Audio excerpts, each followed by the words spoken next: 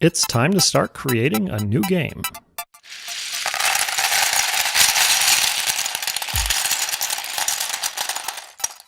And that means we've got a lot of pieces to sort through. On this episode of In Development, finding our inspiration in units of play.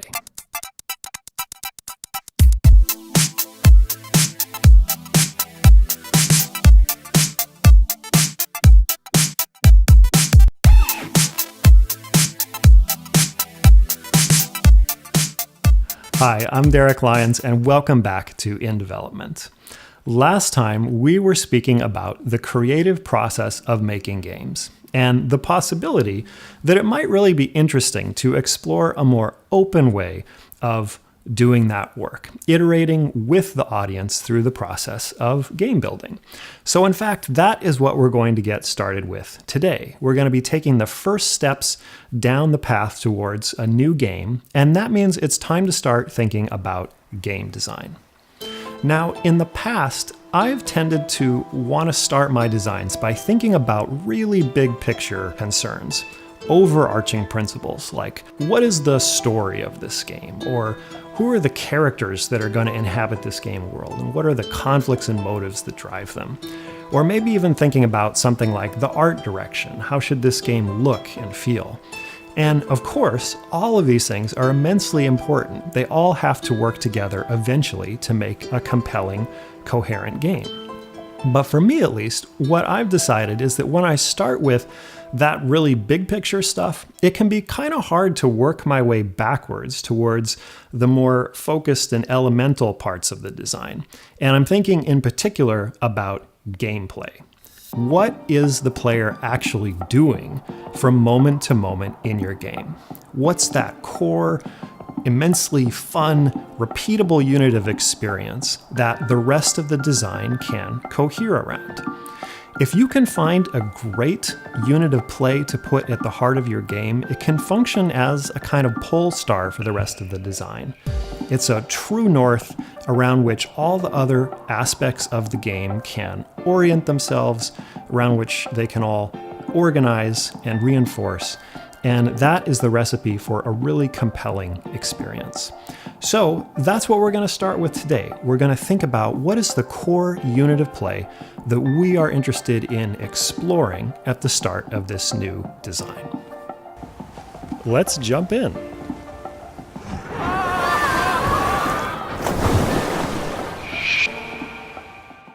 Where do you go to find an interesting unit of play? Well, I actually don't think that game designers just invent these things from whole cloth. I think it's more accurate to say that something like chemists, game designers are working with a fixed palette of atoms. There's a basic set of perceptual and interaction patterns that our brains find inherently compelling, and these are the starting point, the building blocks. Of course, as designers, we can mix and match and structure these basic patterns into a nearly infinite number of experiences. It's analogous to the way in which all of the myriad substances that surround us in the natural world are all composed of a small number of underlying elements. If we're thinking in these terms about core, reasonably universal units of play, how can we tell what these units actually are? There's no definitive answer, of course, but speaking as a cognitive psychologist, I do have some favored methods of formulating interesting guesses.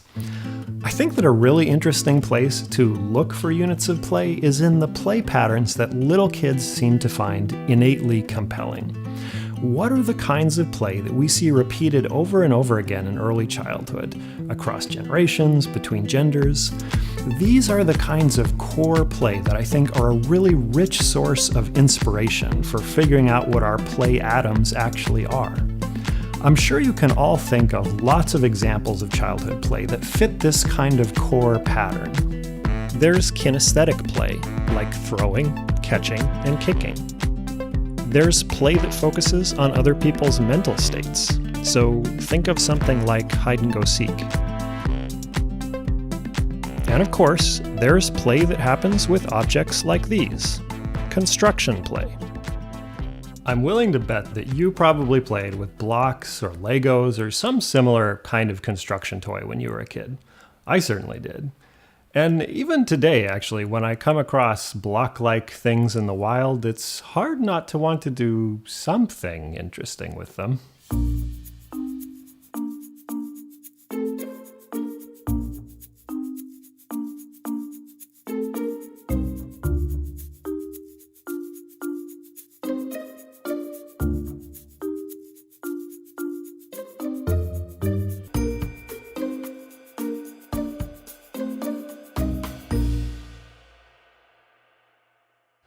Why is this? What is so compelling about these simple objects to us?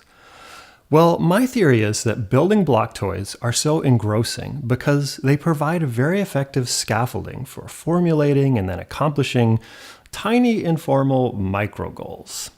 I think that the shapes of the objects, or their physical affordances as we might more formally say, are really good at drawing us in by inviting questions and suggesting possible relationships. Snap a few pieces together and you see a possibility that you didn't see before. A few more pieces after that and your idea of what you're building evolves and clarifies. At each moment in the play process, climbing up to one micro goal puts you in a great position to see the next. I think that well-designed building block toys, plus that satisfying physical feedback of manipulating them, provides something like a perpetual motion machine of goal discovery, goal exploration, and goal satisfaction. It's the kind of thing that's really easy to get pleasantly absorbed in, and of course, that seems like an excellent starting point for a compelling game.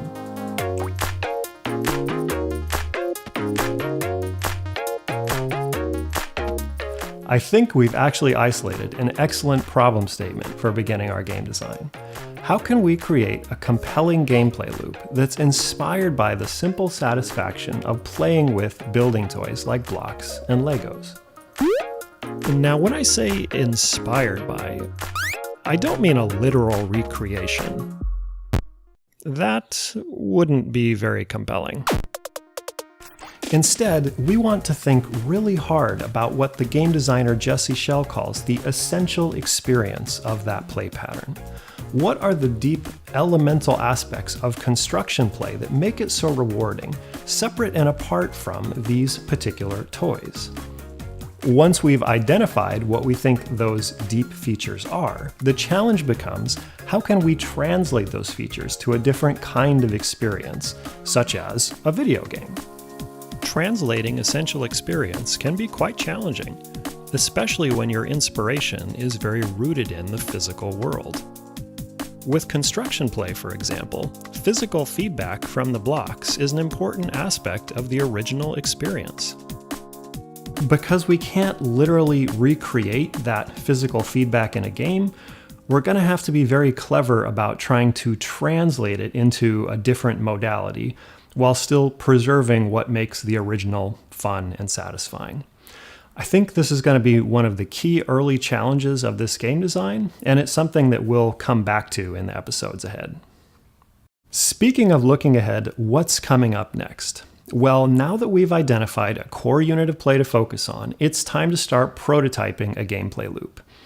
In the next episode, we'll begin that process by becoming familiar with the Unity 3D game engine.